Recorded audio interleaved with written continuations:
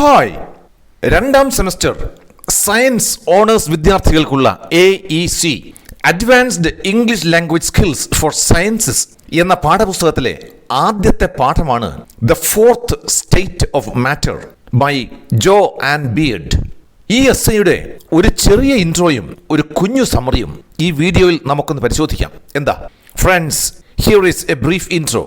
Joe and Beard is a well-known American essayist known for her powerful storytelling and personal writing. ശക്തമായ കഥാകഥനത്തിനും ആത്മനിഷ്ഠമായ എഴുത്തിനും പേരുകേട്ട ഒരു പ്രശസ്ത American ഉപന്യാസകാരിയാണ് Jo Ann Beard. Her works often explore themes like loss, resilience and the challenges of life. അവരുടെ കൃതികൾ പലപ്പോഴും ജീവിതത്തിലെ നഷ്ടങ്ങൾ, മനുഷ്യന്റെ പ്രതിരോധ ശേഷി, വെല്ലുവിളികൾ തുടങ്ങിയ വിഷയങ്ങളെ പറ്റിയാണ്. They are written in an emotional and lyrical style. വൈകാരികവും ഭാവാത്മകവുമായ ശൈലിയിലാണ് ഇക്കാര്യങ്ങളൊക്കെ അവർ എഴുതിയിരിക്കുന്നത്. One of her most famous essays, The Fourth State of Matter, reflects on a tragic shooting at the University of Iowa where she worked. അവരുടെ ഏറ്റവും പ്രശസ്തമായ ഉപന്യാസങ്ങളിൽ ഒന്നായ the fourth state of matter അവർ ജോലി ചെയ്തിരുന്ന അയോവ യൂണിവേഴ്സിറ്റിയിൽ നടന്ന ഒരു ദാരുണമായ വെടിവയ്പ്പിനെ പറ്റിയാണ്. It also delves into her personal struggles such as her failing marriage and the decline of her beloved dog. അവരുടെ ദാമ്പത്യ പരാജയം, അവരുടെ പ്രിയപ്പെട്ട നായയുടെ ആസന്നമായ പതനം തുടങ്ങിയ അവരുടെ വ്യക്തിപരമായ ദുരിതങ്ങളെയും ഈ എസ്സേ നന്നായി ചിത്രീകരിക്കുന്നു. The essay highlights Beard's talent for finding deep meaning in life's chaos and showing the fragility of human experiences. ജീവിതത്തിന്റെ ദുരിതങ്ങളിൽ ആഴത്തിലുള്ള അർത്ഥം കണ്ടെത്തുന്നതിനും മനുഷ്യ അനുഭവങ്ങളുടെ ദുർബലത കാണിക്കുന്നതിനുമുള്ള ബിയഡ് എന്ന കഥാകാരിയുടെ കഴിവ് ഈ എസ്സേ നന്നായി എടുത്തു കാണിക്കുന്നുണ്ട്. ഇതാണ് ഒരു ചെറിയ intro. Now friends, take a look at a summary. Jo Ann Beard's essay, The Fourth State of Matter, blends her personal struggles with the tragic events of a mass shooting at the University of Iowa, where she worked in the physics department. Jo Ann ബിയഡിന്റെ the fourth state of matter എന്ന ലേഖനം അവർ ജോലി ചെയ്തിരുന്ന Iowa യൂണിവേഴ്സിറ്റിയിലെ physics ഡിപ്പാർട്ട്മെന്റിൽ നടന്ന ഒരു കൂട്ട വെടിവയ്പ്പിന്റെ ദാരുണമായ സംഭവങ്ങളെ അവരുടെ ജീവിതത്തിലെ വ്യക്തിപരമായ ദുരിതങ്ങളുമായി സമന്വയിപ്പിച്ച് അവതരിപ്പിക്കുന്നു. The story begins with a focus on her daily life. അവരുടെ ദൈനംദിന ജീവിതത്തെ കേന്ദ്രീകരിച്ചാണ് കഥ ആരംഭിക്കുന്നത്. She is caring for her aging dog, dealing with the end of her marriage and feeling lonely and stuck. അവർ തന്റെ പ്രായമായ നായയെ പരിപാലിക്കുന്നു. അവരുടെ വിവാഹ ജീവിതം താളം തെറ്റിയതിന്റെ ബുദ്ധിമുട്ട്, ഒപ്പം ഏകാന്തതയും ജീവിതത്തിന്റെ പ്രതിസന്ധിയും. Her interactions at work provide a sense of routine. ജോലി സ്ഥലത്തെ അവരുടെ പ്രവർത്തനങ്ങൾ സാധാരണ നിലയിൽ.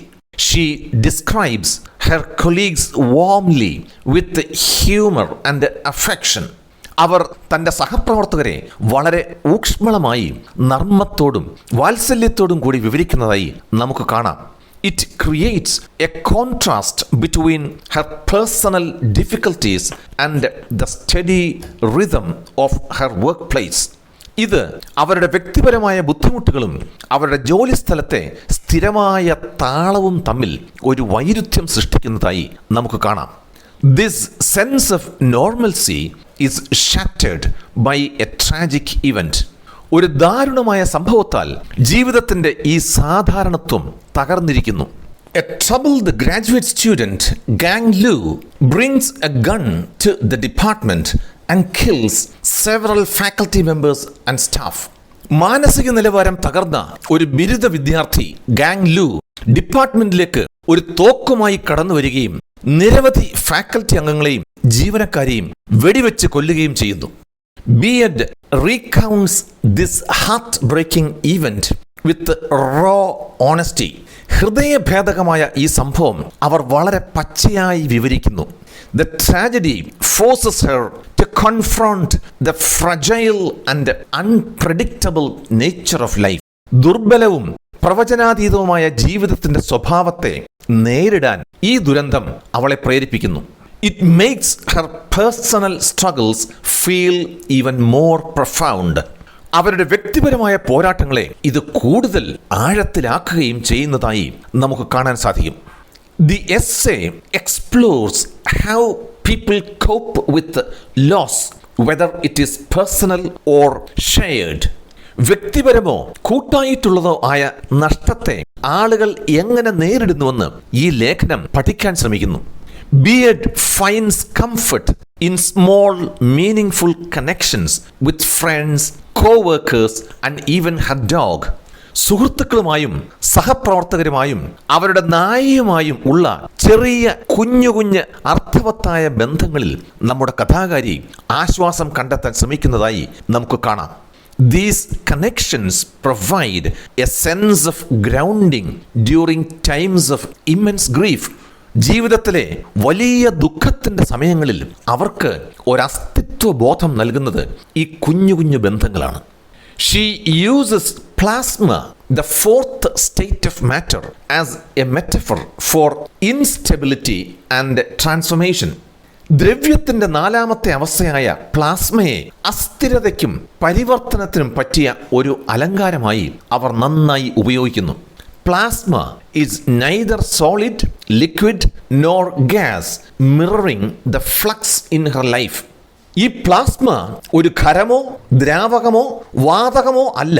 ഇത് അവരുടെ ജീവിതത്തിലെ അനിശ്ചിതത്വത്തിലുള്ള ആ ഒഴുക്കിനെ പ്രതിഫലിപ്പിക്കുന്നു.